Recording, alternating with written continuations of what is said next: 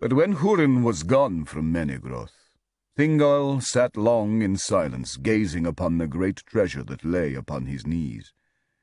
And it came into his mind that it should be remade, and in it should be set the Silmaril.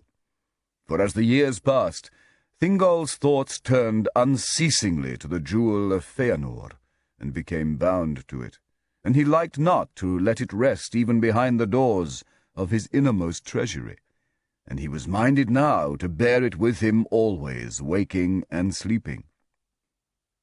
In those days the dwarves still came on their journeys into Beleriand from their mansions in Eredlindon, and passing over Gelion at Sarn Athrad, the Ford of Stones, they travelled the ancient road to Doriath. For their skill in the working of metal and stone was very great, and there was much need of their craft in the halls of Menegroth. But they came now no longer in small parties as aforetime, but in great companies well armed for their protection in the perilous lands between Aros and Gelion, and they dwelt in Menegroth at such times in chambers and smithies set apart for them. At that very time great craftsmen of Nogrod were lately come into Doriath, and the king therefore, summoning them, declared his desire that if their skill were great enough they should remake the Nauglamír, and in it set the Silmaril. Then the dwarves looked upon the work of their fathers, and they beheld with wonder the shining jewel of Feanor, and they were filled with a great lust to possess them, and carry them off to their far homes in the mountains. But they dissembled their mind, and consented to the task. Long was their labour, and Thingol went down alone to their deep smithies, and sat ever among them as they worked. In time his desire was achieved, and the greatest of the works of elves and dwarves were brought together and made one, and its beauty was very great, for now the countless jewels of the Nauglamír did reflect and cast abroad in marvellous hues the light of the Silmaril amid most. Then Thingol, being alone among them, made to take it up and clasp it about his neck.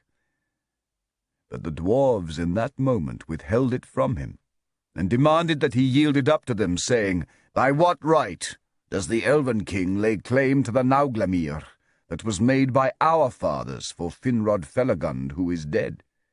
It has come to him but by the hand of Húrin the man of Dorlomin, who took it as a thief out of the darkness of Nargothrond." But Thingol perceived their hearts, and saw well that, desiring the Silmaril, they sought but a pretext and fair cloak for their true intent.